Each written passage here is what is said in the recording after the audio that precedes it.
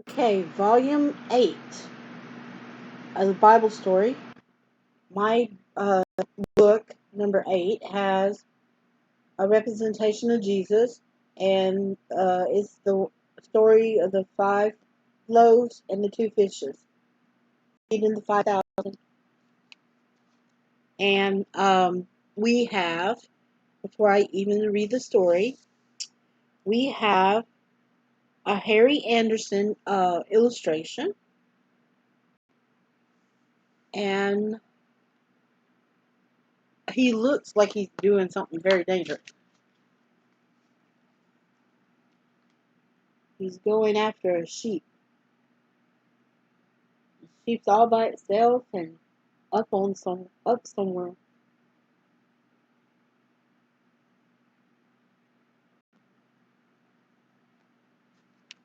And the caption reads, Jesus likened himself to a faithful shepherd who, although he had 99 sheep safe in the fold, would go out onto the mountains to find the one lost sheep that had gone astray.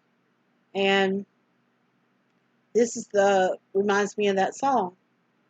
The, uh, the song, He forsakes the 99 to rescue me. I'm not sure what the song is, but my church sings it, and it's contemporary music. It's a contemporary song, and I think yeah. I forgot who it's by, but uh, I hear it ever so often whenever I can pick up the radio station here.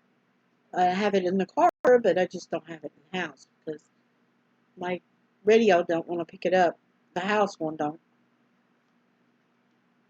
Well, the stereo that I got, but okay.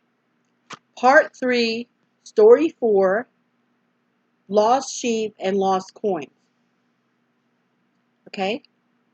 Because Jesus so talked so much about the love of God and his willingness to forgive the worst of the sinners, he often had some of the worst characters about town in his audience. Okay, let me rewind and try to clarify what's going on.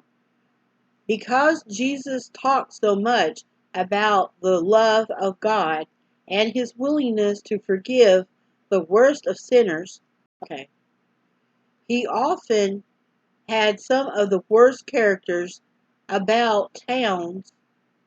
about town he was in his audience. Okay, that makes clarified myself. Okay. Bad men, bad women came to listen to him. Bad boys and bad girls, too. Thieves, liars, cheat, rogues, ruffians, and very riffraff of society. And they came because he spake the first words of hope they had ever heard. Deep in their hearts, they wanted to live better lives, but they didn't know how. They thought it was impossible. Having fallen into evil ways, they thought get out, they couldn't get out of them. There was no road back until Jesus came. So they flocked and listened to him. To the Pharisees, scribes, lawyers, and other re- uh, respectable people, this was very shocking. This man receives sinners. This man receives sinners and eats with them. Yeah, receives sinners and eats with them. They sneered, holding up their hands in horror. Oh, I can see a little dude doing that. Going like that. I mean, that's just my imagination. So I just see the little guy going like this. A little man. Character. Okay. But this was the finest thing they had ever said about Jesus, though they didn't mean it in that way. For the chief of glory, for the chief glory of Jesus is that does not receive, he does receive sinners. He has been receiving them for a long time now and still receives them. Even the worst sinners may be sure to be welcome. If you feel you are a sinner, he will receive you right now. How do I know? Because of what he said to the scribes and Pharisees that day. If you had 100 sheep and lost one of them, what would you do? He asked them. Forget it? No. You would leave the 99 and go after that one lost sheep and search till you find it. Till you found it. Then you will put it on your shoulders and bring it home, calling to your friends and neighbors. Rejoice with me, for I have found my sheep that was lost. Every man there knew what would do. Okay. Every man there knew he would do just that. Some perhaps had already done it, searching patiently for hours, traveling many miles, climbing dangerous mountain trails, risking death past fearful per,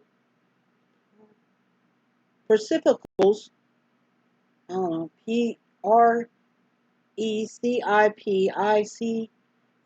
precipitals, plunging on through snow and hail and thunderstorm, all for one lost sheep, for one lost man, one lost boy, one lost girl, however they would wouldn't lift okay. For one lost man, one lost boy, and one lost girl, however, they wouldn't lift a finger. But God cares more for the lost man, the lost boy, the lost girl, than for any lost sheep. I don't know why he didn't add the woman into it either. Maybe he didn't think, but they are lost women too. I tell you, Jesus said earnestly, there is more joy in heaven over one sinner who repents than over 99 righteous people who need no repentance. No repentance, yeah. Then he turns to the women and reminds them that do when when they lose one little coin. Though you have 9 coins left in your purse, you will light a lamp, sweep the house, search carefully till you find it. And when you have found it, you call your friends and neighbors and say, rejoice with me, for I have found the coin I lost. Isn't that so? I can see them smiling and nodding their head. It was exactly so. How well he understood them. Likewise said Jesus, there is joy among the angels of God over one sinner who repents. So Jesus became known as the sinner's friend. He took their part and gave them hope, even the worst of them who had wandered the furthest from the fold. Now he knew that somebody cared for them and cared enough to come after them and search for them. Most wonderful, too, was the thought that the angels also cared, and all heaven would ring with joy over every sinner who repented. Here is love at work again. Love, like a mighty magnet, pulling and tugging the human heart, breaking the hold of sin and Satan, and bringing them home to God. And then it has two pictures. A woman, sweeping her house, and then the one up in the corner at the top of her finding her coin. So we got two pictures. This is the woman sweeping the house trying to find the coin because she knows she has it. She don't know where it's at, and it could have fallen out, so she's looking for it. And then up at the top, she found it, and then she called her friends and said, "Come in, help me, help, rejoice with me that I found it, yay!" And they all cheerful and all. I'm not a very cheerful person, and that's why some people, don't know what to do with me. Sometimes I'm not a very cheerful person. You've been through what all I have been through. It's different. Okay, well, that's the end of part 3, story 4. So it's time for the break, and we'll break and then we'll go to the next